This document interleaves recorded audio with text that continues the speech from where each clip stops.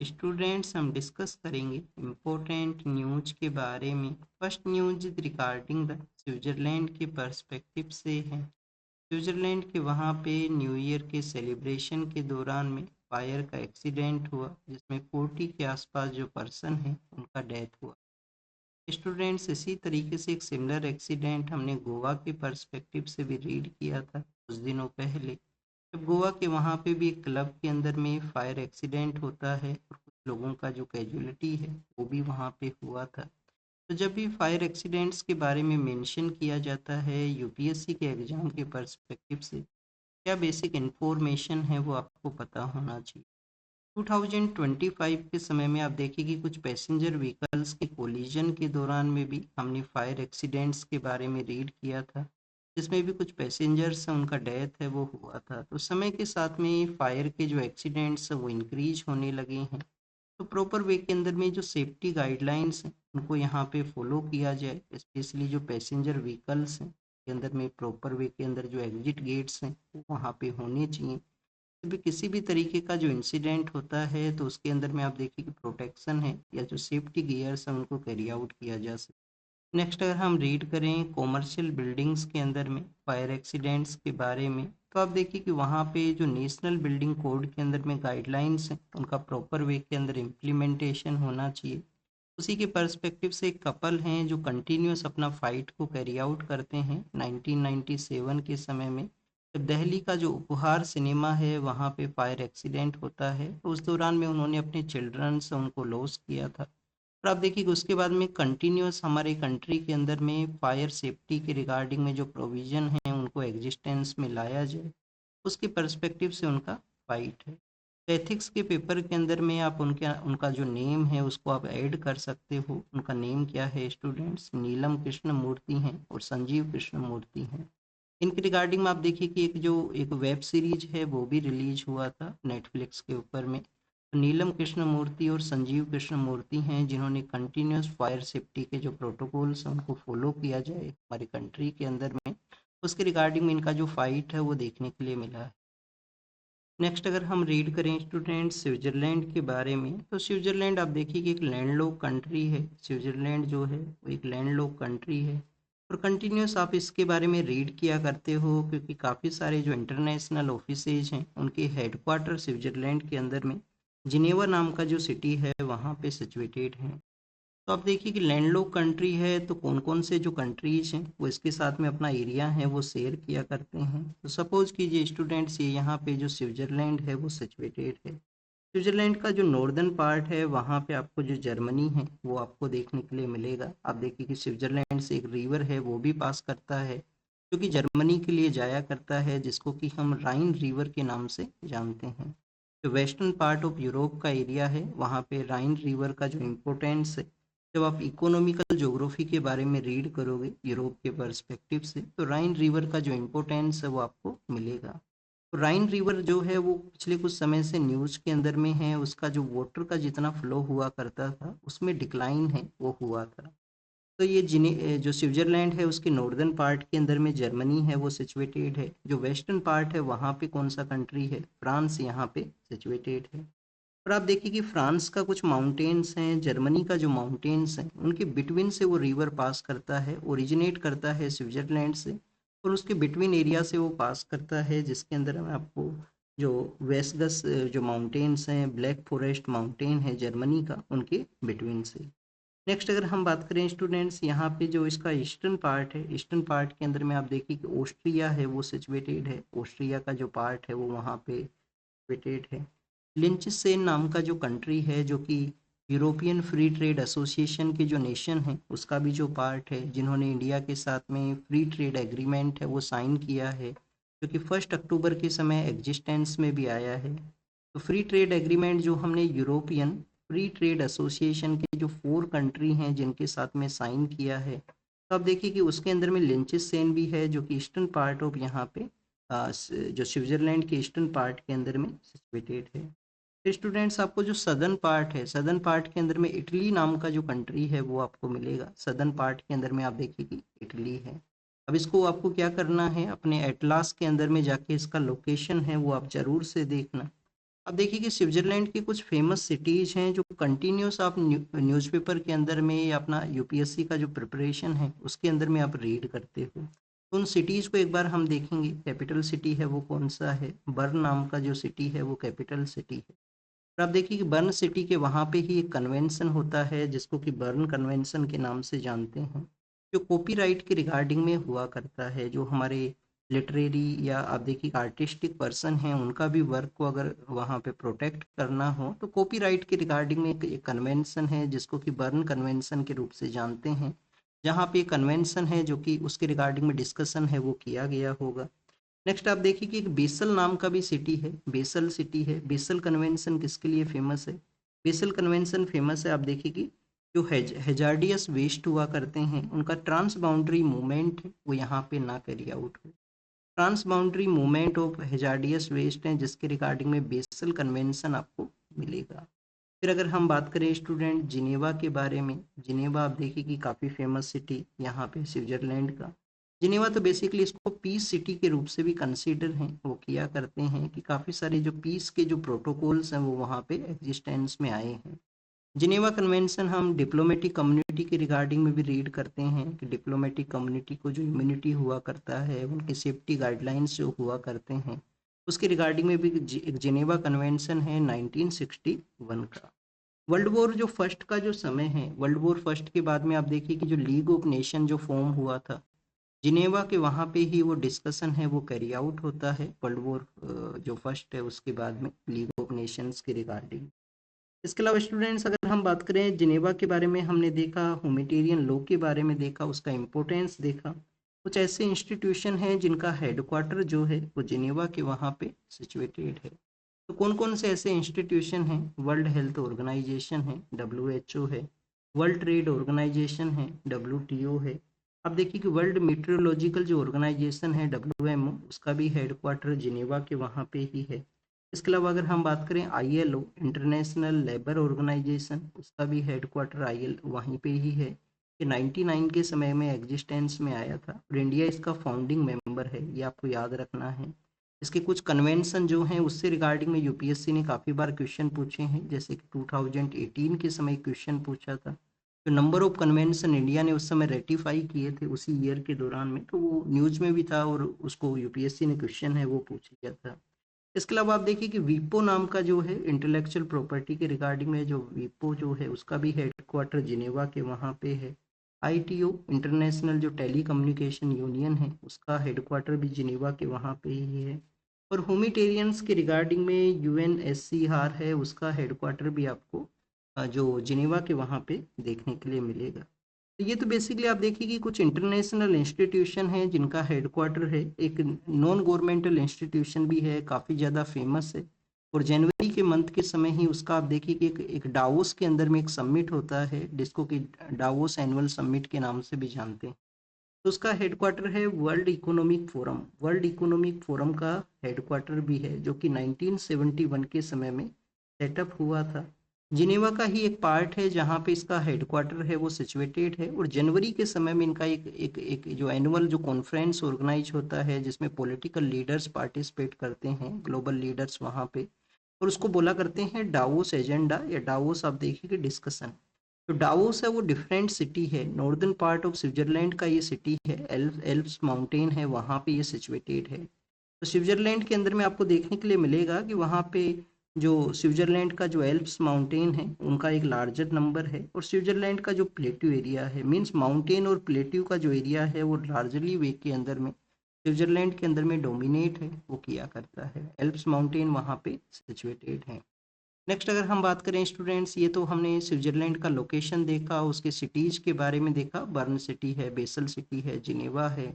और हमने fire safety के रिगार्डिंग में जो इंसिडेंट्स हैं उनको देखा, कैसे रोकना है, जो इम्पोर्टेंट पर्सनैलिटी हैं जो उसके रिगार्डिंग में वर्क करते हैं उसके बारे में रीड किया। तो जो नेक्स्ट न्यूज़ है वो है टोबैको के पर्सपेक्टिव से।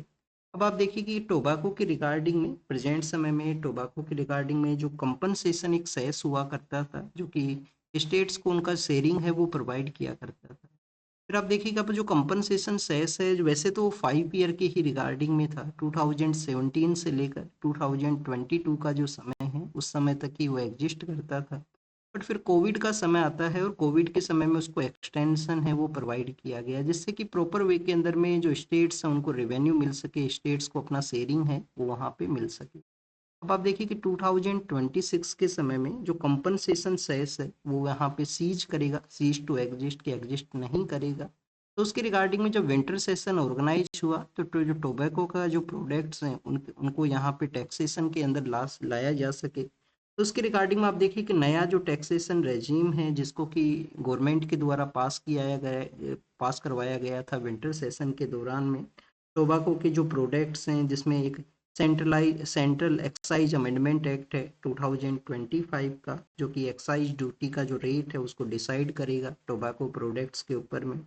हेल्थ सिक्योरिटी से नेशनल सिक्योरिटी एक्ट लाया गया जिसके ऊपर में पान मसाला जो हैं उनके ऊपर में सेस है उसको अप्लाई किया जाएगा। तो बेसिकली आप देखिए कि यहाँ पे टोबैको प्रोडक्ट्स के अगेंस्ट में टैक्सेशन का जो जो जो यहाँ पे जो एक्ट पास हुआ था उसको इफेक्ट में लाया जाएगा February 1 को। ये यूनियन गवर्नमेंट के द्वारा नोटिफाई किया गया है, बताया गया है। अब इसमें कुछ जीएसटी स्लैब है उसके बारे में भी मेंशन किया गया है, जैसे कि सितंबर मंथ के समय में जीएसटी को रीस्ट्रक्चर है वो किया गया था। सितंबर के मंथ के समय जीएसटी को रीस्ट्रक्चर किया गया था, कॉमन जो पर्सन है उनको बेनिफिट है वो रिसीव हुआ था उसके थ्रू में। और उसके बाद में आप देखिए कि इकोनॉमिक डाटाज के अंदर में भी आपको प्रोग्रेस है वो मिलेगा। हम मंथली बेसिस पे जो इकोनॉमिक डाटाज को एनालाइज करते हैं, सितंबर के मंथ के समय वो एग्जिस्टेंस में आया था, उसका जो इफेक्ट है वो आपको नवंबर एंड दिसंबर के समय में मिलेगा, जिसको अभी हमने कुछ दिनों पहले रीड किया है कि कुछ इकोनॉमिकल जो प्रोग्रेस है वो देखने के लिए मिला है, इकोनॉमिक अपग्रेड है वो देखने के लिए मिला है। अब यहाँ पे बताया गया है कि जो बीड़ी जो होती हैं जिसको कि आप ट्रेडिशनल इंडियन सिगरेट के रूप से कंसिडर कर सकते हो, बीडीज को 18% का जो जीएसटी कैटेगरी है, बीडीज जो हैं उनको जीएसटी का जो 18% का कैटेगरी है उसके अंदर इंक्लूड किया जाएगा। प्रेजेंट समय में 28 का स्लैब के अंदर में वो हुआ करती हैं। और अदर जो टोबैको के जो प्रोडक्ट्स हैं उनका जो 40% का जो कैटेगरी है उसके अंदर इंक्लूजन है वो यहाँ पे रहेगा। अब आप देखिए कि कभी कभी जो टोबैको प्रोडक्ट्स हैं उनको सिन गुड का कैटेगरी के अंदर भी इंक्लूड है वो किया जाता है। तो सिन गुड बेसिकली क्या हुआ करते हैं कि सोसाइटल पर्सपेक्टिव से ऐसे प्रोडक्ट जिनको कंज्यूम करना वो हेल्थ के लिए भी इम्पैक्ट, हेल्थ हेल्थ को भी किसी तरीके से इम्पैक्ट करते हों, सोसाइटी का जो यहाँ पे जो पर्सपेक्टिव है उसके रिगार्डिंग में आप देखिए कि अनएथिकल जिनको कंसिडर किया जाता है तो उनको सिन गुड का जो कैटेगरी है उसमें इंक्लूड है वो किया गया। फिर अगर हम बात करें स्टूडेंट्स, इंडिया में टोबैको के जो कंजम्पशन है जो इंक्रीज हुआ है, टोबैको का जो अफोर्डेबिलिटी है वो काफ़ी इजीली वे के अंदर में है। चाहे आप यहाँ पे आप देखिए कि सिगरेट को यहाँ पे बेसिकली परचेज करना हो या टोबैको के जो पान मसाला है उसको परचेज करना हो, तो इनके ऊपर में समय के साथ में एक डिमांड है कि टोबैको से जो इम्पैक्ट होने लगा है, India one kind of cancer epidemic है वो इंडिया में देखने के लिए मिला है। समय के साथ में जो केसेज हैं वो ज़्यादा आने लगे हैं, केमिकल्स का एग्रीकल्चर के अंदर में यूज किया जाना, टोबैको का कंज्यूम किया जाना, तो ये हेल्थ को इम्पेक्ट करता है। तो समय के साथ में एक डिमांड है कि इनके ऊपर में जो टैक्सेशन है उसको इंक्रीज है वो किया जाए। नेक्स्ट अगर हम बात करें स्टूडेंट्स, यहाँ पे आपको इंडिया के अंदर में टोबैको बोर्ड है वो कहाँ पे सिचुएटेड है, उसका हेडक्वार्टर है वो कहाँ पे है। अब देखिए कि आंध्र प्रदेश के अंदर में गुंटूर का एरिया है, आंध्र प्रदेश के अंदर में गुंटूर का एरिया है, वहाँ पे टोबैको बोर्ड है उसका हेडक्वार्टर है सिचुएटेड है। 2022 का जो पेपर हुआ था तो उसके अंदर में यूपीएससी ने कुछ क्वेश्चंस ऐसे पूछ लिए थे टी बोर्ड के बारे में, कॉफ़ी बोर्ड के बारे में। तो जो जो नए बोर्ड बने हैं जैसे कि टर्मरिक का बोर्ड बना है हल्दी की रिगार्डिंग में, तो उसका हेडक्वार्टर कहाँ है, और ये जो टोबैको बोर्ड है उसका हेडक्वार्टर गुंटूर में है। तो ऐसे आपको जो बेसिक इन्फॉर्मेशन है वो ज़रूर से पता होना चाहिए। फिर अगर हम बात करें स्टूडेंट्स अरुणाचल प्रदेश के बारे में, तो अरुणाचल प्रदेश आप देखें कि हमारे कंट्री का जो ईस्टर्न पार्ट है वहाँ पे सिचुएटेड है। तो हमारा जो ईस्टर्न पार्ट है वहाँ पे आप देखिए कि सनराइज है वो अर्लियर फेज के अंदर में हुआ करता है। अर्थ का मूवमेंट किस डायरेक्शन में होता है स्टूडेंट्स, अर्थ का जो मूवमेंट है वो आपको एंटी क्लॉकवाइज वे के अंदर में मिलेगा। अर्थ का जो मूवमेंट है वो एंटी क्लॉकवाइज वे में हुआ करता है, जिसकी वजह से आप देखिए कि जो ईस्टर्न पार्ट का एरिया है वो अर्लियर फेज के अंदर में जो सन है उसको फेस करता है, या सनराइज वहाँ पे अर्लियर वे के अंदर में हुआ करता है। स्टूडेंट्स हमारा जो ईस्टर्न पार्ट के अंदर में जो लॉन्जिट्यूड है वो कितना डिग्री के ऊपर में एग्जिस्ट किया करती हैं। तो ईस्टर्न पार्ट के अंदर में जो लॉन्जिट्यूड है वो आपको 97 डिग्री 25 ईस्ट यहाँ पे आपको मिलेगा। फिर आप देखिए कि जो वेस्टर्न पार्ट है वहाँ पे 68 के आसपास है, 68 डिग्री 7 मिनट ईस्टर्न आपको सेक्शन। तो स्टूडेंट्स इनका जो डिफरेंस है वो अराउंड द 2 आवर के आसपास है। जो डिफरेंस है वो 2 आवर का है। कभी कभी आप देखिए कि एक डिमांड आपको मिलेगा कि हमारे यहाँ पे जो नॉर्थ ईस्टर्न जो स्टेट्स हैं उनका एक अलग से टाइम जोन है, जो टाइम जोन है उसको डिसाइड है वो किया जाए। क्योंकि चाय बागान टाइम जोन का उनका एक डिमांड है, बट जब इंडिपेंडेंस के समय एक ही टाइम जोन हमने डिसाइड किया 82.5 को यहाँ पे जो मिडिल पार्ट है उसको कंसीडर करते हुए। क्योंकि स्टूडेंट्स एक तो लिटरेसी जो सिचुएशन है कंट्री का उसको देखते हुए कोई मिसमैनेजमेंट है वो यहाँ पे ना क्रिएट हो, इन सभी को देखते हुए। क्योंकि अगर वहाँ पे अगर एक डिफरेंट टाइम जोन होता है तो वो जो डे लाइट है उसको लार्जर वे के अंदर में यूटिलाइज है वो कर सकते हैं ऑफिशियल वर्किंग आवर्स के रिगार्डिंग में। टाइम जोन काफ़ी सारे कंट्रीज के अंदर में एग्जिस्ट है वो करता है, तो यहाँ पे ये हमने टाइम जोन के बारे में देखा। 1 डिग्री आप देखिए कि 4 मिनट को यहाँ पे बेसिकली 4 मिनट इसका एक कैलकुलेशन है। आप इसको इजीली वे के अंदर में कैलकुलेट कर सकते हो। जो लॉन्जिट्यूड लाइन्स हैं वो कितना डिग्री हैं टोटल। टोटल जो लाइन्स हैं वो 360 हैं। टोटल जो लाइन्स हैं वो कितना है, जोग्राफर्स ने उसको 360 किया है। 0 डिग्री जो कि ब्रिटेन से निकलता है, ब्रिटेन के बाद में आपको वो जर्मनी और फ्रांस के थ्रू भी देखने के लिए मिलेगा। और एक और कंट्री है, आप देखिए कि यूरोप का 4 कंट्रीज के थ्रू वो पास करता है। एक जो कंट्री है वो है स्पेन, वहाँ पे 4 कंट्रीज के थ्रू वो पास करता है 0 डिग्री। और इसका जो 0 डिग्री का जस्ट अपोजिट के अंदर में जो लाइन है जिसको कि हम इंटरनेशनल डेट लाइन बोला करते हैं वो 180 डिग्री के ऊपर में सिचुएटेड है। बट वो बैंड भी है, कुछ पार्ट के अंदर में वो बैंड है। बैंड इस वजह से उसको किया गया है कि एक कंट्री के अंदर में दो डेट है वो ना हो, एक दिन के अंदर में एक ही डेट वहाँ पे हो, तो इस वजह से उसका जो बैंडिंग है वो आपको इस तरीके से मिलेगा। नेक्स्ट अगर हम बात करें स्टूडेंट्स इस फेस्टिवल के बारे में, तो आप देखिए कि वहाँ पे एक डांस ऑर्गेनाइज किया जाता है जिसको कि सनराइज फेस्टिवल भी बोला करते हैं। इस क्या बोला करते हैं students, sunrise festival. Sunrise festival के अंदर में जो कुछ इंडिजिनियस कम्युनिटीज़ हैं, अरुणाचल प्रदेश का मेयोर नाम का कम्युनिटी है, मिसमी नाम का जो कम्युनिटी है, उनके द्वारा डांस वो किया जाता है। जो न्यू ईयर के सेलिब्रेशन के दौरान में भी वो कैरी आउट हुआ, उसको यहाँ पे मेंशन है वो किया। तो ये कम्युनिटीज आपको पता होना चाहिए। ये जो फेस्टिवल है इसको आप देखिए कि एक आलोक प्रभात के नाम से भी जानते हैं, आलोक प्रभात। सनराइज फेस्टिवल आलोक प्रभात जो कि अरुणाचल प्रदेश में सेलिब्रेट होता है। कुछ कम्युनिटी यहाँ पे डांस को कैरी आउट करते हैं। मेयोर जो इंडिजिनियस कम्युनिटी है, मिसमी जो कम्युनिटी है, उनके दो। नेक्स्ट अगर हम बात करें स्टूडेंट झारखंड के पर्सपेक्टिव से है, झारखंड का एक पार्ट है जब हमारा जो डिफरेंट डिफरेंट आप देखिए कि प्रिंसली एरियाज हैं जिनको कि इंडियन यूनियन के अंदर में इंक्लूड किया गया था। तो उस दौरान में झारखंड के जो लोग हैं उनका डिमांड है कि उनको उड़ीसा के साथ में इंक्लूड है वो ना किया। अब इस एरिया को क्या बोला करते हैं, खारसावन के जो यहाँ पे जो जिन लोगों ने अपना बलिदान दिया था तो उनको आइडेंटिफाई करने के लिए कहा गया है। ये रीजन बेसिकली हुआ करता था खारसोवा सराय किला, खारसोवा सराय किला के नाम से ये रीजन हुआ करता था जिसको कि झारखंड के अंदर इंक्लूड किया जाए। बट उनके जो रूलर हैं वो ओडिया कम्युनिटी से, ओडिया जो लैंग्वेज कम्युनिटी है उससे बिलोंग करते थे। फिर बाद में आप देखो को इसको जो बिहार है उसके अंदर में इंक्लूड किया जाता है क्योंकि झारखंड तो 2000 के समय में एग्जिस्टेंस में आया। ट्राइबल पर्सन्स हैं वो वहाँ पे एक मूवमेंट करते हैं, एक मीटिंग करते हैं, उनके ऊपर में फायरिंग होता है और काफ़ी सारे जो जो ट्राइबल पर्सन्स हैं उनका वहाँ पे डेथ हुआ था। जो ट्राइबल्स के या झारखंड का जो राइट्स हैं उसके रिगार्डिंग में एक लीडिंग जो लीडर रहे हैं जयपाल सिंह मुंडा, उनका भी आप देखिए कि पार्टिसिपेशन है जो कि आपको इस जो ये जो इंसिडेंट है इसके अंदर में आपको मिलेगा जिसको कि खारसोवा सरायकेला इंसिडेंट के नाम से जानते हैं। अब ये हुआ था 1948 के समय में, ये इंसिडेंट है वो होता है जब फार्म जो ट्राइबल्स के ऊपर में फायरिंग है वो किया जाता है। स्टूडेंट्स हमारे एक सोशलिस्ट लीडर हैं राम मनोहर लोहिया, काफ़ी फेमस, आप देखिए कि काफ़ी ज़्यादा इम्पोर्टेंट रोल रहा है राम मनोहर लोहिया।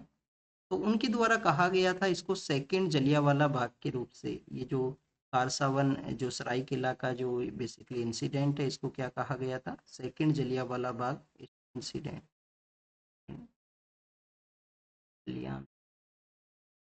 जलियांवाला बाग इंसिडेंट कब हुआ था?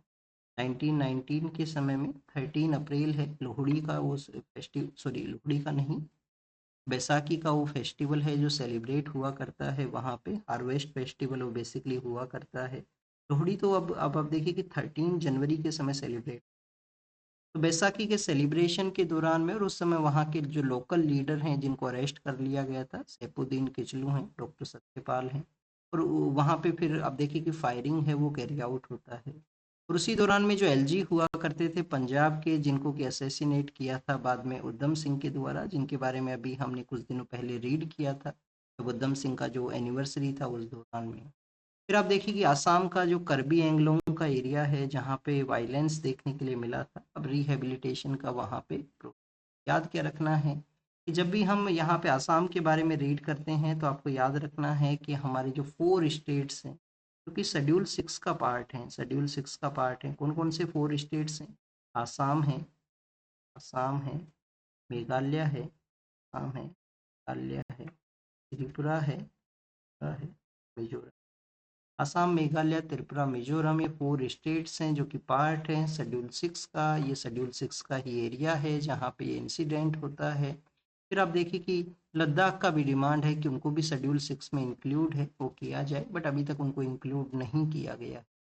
मराठी लिटरेचर के बारे में है कि जो एंशियंट एंड मेडिवल के समय में मराठी लिटरेचर है वो रिवील करता है कि वेस्टर्न पार्ट ऑफ जो महाराष्ट्र का एरिया है, वेस्टर्न पार्ट का जो एरिया है वहाँ पे सवानाज हैं वो एग्जिस्ट करते थे। वेस्टर्न तो डिग्रेडेड लैंड है वो नहीं होता था, डिग्रेडेड फॉरेस्ट नहीं हुआ करते थे वेस्टर्न पार्ट के अंदर में।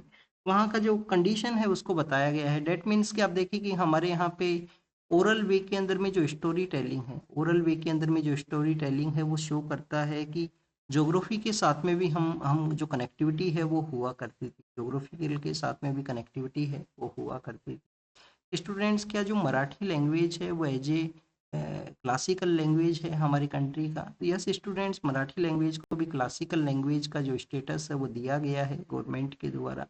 और तो आप देखिए कि हमारा सदर्न इंडिया का लैंग्वेज है जिसमें तमिल है, तमिल तमिलनाडु के वहाँ पे, तेलुगु है जो कि आंध्र प्रदेश के वहाँ पे बोली जाती है, आंध्र प्रदेश तेलंगाना के वहाँ पे। फिर आपको जो कन्नड़ा है, कन्नड़ा कहाँ पे बोला जाता है? कर्नाटका के वहाँ पे। और मलयालम है जो कि केरल के वहाँ पे। तो स्टूडेंट्स, फर्स्ट आप देखिए कि तमिल है, तमिल के अलावा तेलुगु है, फिर आप देखिए कि कन्नड़ा है, फिर मलयालम है जो कि केरल के वहाँ पे है। तो 4 तो सदर्न इंडिया का लैंग्वेज है। फिर स्टूडेंट्स एक संस्कृत लैंग्वेज है, संस्कृत है, और संस्कृत के अलावा आप देखिए कि ओडिया है। अर्लियर फेज के अंदर में ये जो 6 लैंग्वेज हैं वो बेसिकली हमारा क्लासिकल लैंग्वेज है वो हुआ करती थी। अभी रिसेंटली 5 लैंग्वेजेज को यहाँ पे स्टेटस दिया गया है क्लासिकल लैंग्वेज का, तो टोटल अब प्रेजेंट समय में 11 है। 5 कौन कौन सा है? एक तो आप देखिए कि पाली है, पाली है, फिर आपको कौन सा मिलेगा? प्रकृत मिलेगा, प्रकृत लैंग्वेज है जो कि सातवाहन आज के समय में हुआ करता था। और प्रकृत के बाद में आप देखिए कि पाली प्रकृत है, फिर आसामीज है जो कि आसाम के वहाँ पे बोली जाती है, आसामीज है। फिर स्टूडेंट्स बंगाली है, बंगाली वैसे एक न्यूज़पेपर या जर्नल भी हुआ करता था फ्रीडम मूवमेंट के दौरान में। बंगाली के अलावा स्टूडेंट्स मराठी है, पाली, प्रकृत, आसामी, बंगाली और मराठी हैं, ये 5 लैंग्वेज हैं जिनको कि क्लासिकल लैंग्वेज के रूप से इंक्लूड किया गया। हरियाणवी जो सॉन्ग्स हैं उनके बारे में यहाँ पे मेंशन किया गया है कि जो हरियाणवी सॉन्ग्स हैं जिनका कि जो कल्चर है, स्पेशली आप देखिए कि डांस हैं, जो जो यहाँ पे क्लब्स जो हुआ करते हैं, तो हरियाणवी जो सॉन्ग्स हैं वो इंक्रीज हुए हैं समय के साथ में। म्यूजिक इंडस्ट्री का आप देखिए कि जो डोमिनेशन है वो इंक्रीज कंप्लीटली सॉन्ग्स के थ्रू, जो वहाँ पे लिरिक्स हैं या सॉन्ग्स के थ्रू जो मैसेज है उसके उसके बारे में ऑब्जेक्शन है कि वहाँ पे जो गन वायलेंस है उसको ये प्रमोट करता है। जो गूंस हैं, जो मस्कुलर पर्सन्स हैं, उनको आप देखिए कि ये प्रमोट है वो करता है। बट हरियाणा के अंदर में कंटिन्यूस आपको जो उसी तरीके का आप देखिए कि सोसाइटल जो सिचुएशन है वो मिलेगा कि वहाँ पे कंटिन्यूस जो पर्सन है उसके द्वारा अपना जो फिजिकल एक्टिविटी है, जो बॉडी बिल्डिंग है उसको कैरी आउट करना। उसके बिहाइंड में भी आप देखिए कि हिस्टोरिकल ही रीजन है। जब भी इंडिया के अंदर में कोई अटैक हुआ था पंजाब के थ्रू, ये हमारा जो जो प्लेन्स का एरिया है इसी के थ्रू अटैक आपको मिलेगा। तो ये वही पार्ट है, हरियाणा पहले पंजाब का ही पार्ट हुआ करता था। ये वही पार्ट है जिन्होंने सबसे अर्लियर फेज के अंदर में किसी भी बाहर से जो अटैक है उसको फेस किया है। इस वजह से आपको वहाँ का जो फूड है, हरियाणवी जो फूड है, वो भी आपको काफ़ी फ्रेश फूड मिलेगा। उसमें आप देखिए कि एज ए प्रिजर्वेटिव के रूप से रखा गया फूड नहीं होगा, कंप्लीटली जो एग्रो फूड आपको मिलेगा और कंप्लीटली फ्रेश है। और वहाँ पे आपको रेसलिंग है, हमारे जो स्पोर्ट्स हैं, स्पेशली जो वो स्पोर्ट्स जो कि जिसके अंदर में आप देखिए कि रेसलिंग है, बॉक्सिंग है, उसमें काफ़ी डोमिनेटेड सिचुएशन में है हरियाणा का जो एंड जो स्थिति है। नेक्स्ट अगर हम बात करें इन सॉन्ग्स के बारे में, तो कोड ऑफ एथिक्स है, हमारा जो इंफॉर्मेशन टेक्नोलॉजी इंटरमीडिएटरी गाइडलाइंस है, और जो डिजिटल मीडिया के जो रूल्स हैं उसके थ्रू इनको आप देखिए रेगुलेट करने का ज़रूरत है। कुछ सॉन्ग्स को बैन भी किया गया है, तो जो सॉन्ग्स हैं ओटीटी प्लेटफॉर्म्स के वहाँ पे नहीं होने चाहिए, फिर आप देखिए कि उनका प्रेजेंस नहीं होना चाहिए। वोटर के रिगार्डिंग में जो इंसिडेंट सामने आया इंदौर के, वहाँ पे ऐसा सिटी जो कि स्वच्छ भारत सर्वेक्षण के अंदर में कंटिन्यूस टॉप है उसको कैरी आउट करता है, बट आप देखिए कब सिटी के अंदर में जो क्वालिटी वोटर है उसका प्रेजेंस ना होना। और ये तो बेसिक राइट्स हैं। अगर अगर हम बात करें क्वालिटी वोटर के बारे में, के अलावा आप देखिए इंफ्रास्ट्रक्चर के बारे में, जो एयर का जो क्वालिटी है वो भी कंप्लीट सही होना चाहिए। ये तो बेसिक नीड है किसी भी पर्सन का, और किसी भी पुअर जो पर्सन है उनके लिए हेल्थ का फैसिलिटीज कैसा है वो सिचुएशन को शो करता है उस स्टेट के रिगार्डिंग में, उस कंट्री के रिगार्डिंग में। तो समय के साथ में जो हमारा लोकल अथॉरिटीज हैं, जो म्यूनसिपैलिटीज हैं, म्यूनसिपल कॉरपोरेशन है, उनका रिस्पॉन्सिबिलिटी है कि जो पाइप वाटर सप्लाई है उसका प्रॉपर वे के अंदर में इंस्पेक्शन किया जाए। समय समय पे जो वाटर का जो क्वालिटी टेस्ट है वो भी यहाँ पे कैरी आउट हो, क्वालिटी टेस्ट भी यहाँ पे कैरी आउट हो। स्वच्छ सर्वेक्षण के अंदर में आपने जो बेटर सिचुएशन को गेन किया है, तो यहाँ पे भी आपको बेटर अपना जो पोजीशन है उसको गेन करना है, कंटिन्यूअस मेंटेन करना है। नेक्स्ट आप देखिए कि जब 2025 एंडिंग सिचुएशन में था, उस दौरान में हमारे ही कंट्री के अलग अलग पार्ट से बिलोंग करने वाले जो पर्सन हैं उनके ऊपर में मॉब वायलेंस है वो देखने के लिए मिला। उनका जो नेशनलिटी है उसको क्वेश्चन है वो किया गया। इसमें एक नॉर्थ ईस्ट के जो पर्सन है उनको तो स्टैब ही कर दिया गया, उनका वहाँ पे डेथ हुआ है।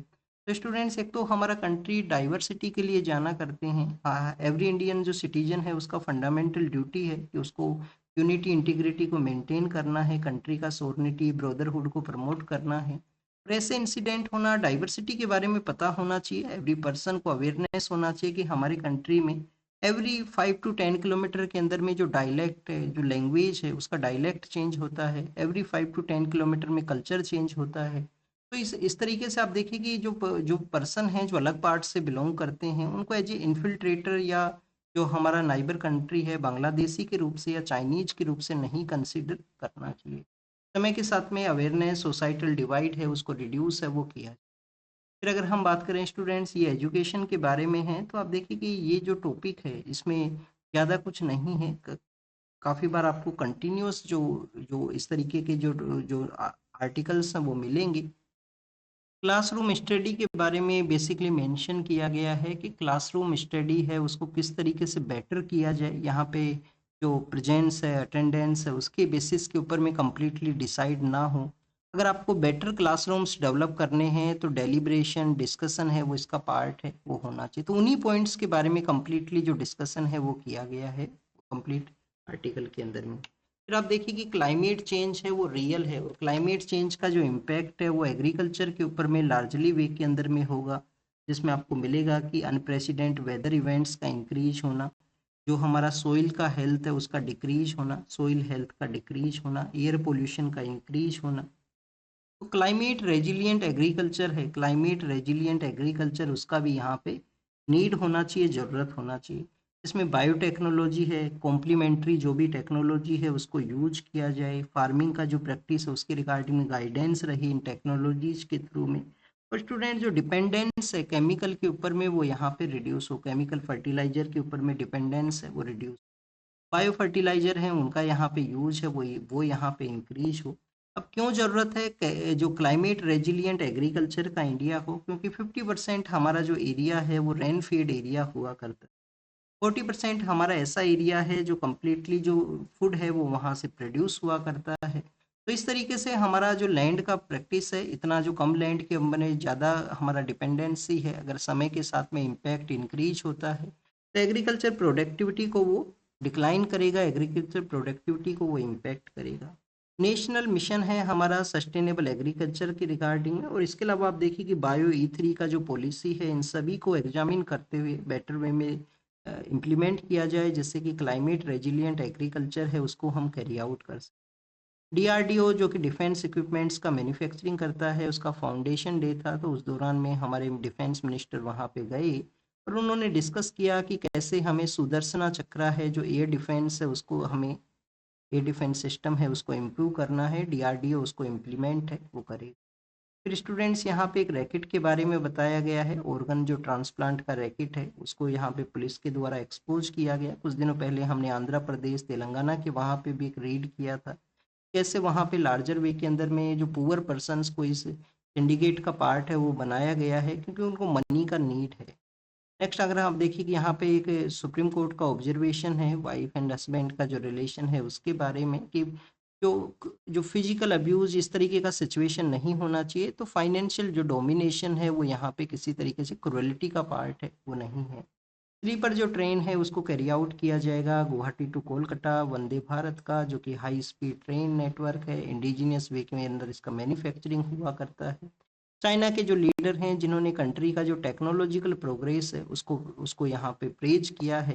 और ताइवान को आप देखिए कि कम्प्लीटली यूनाइट करने के लिए कहा गया है, ताइवान जो कि सेल्फ रूल कंडीशन के अंदर में है तो यूनाइट करने के लिए कहा गया चाइना को यहाँ पे।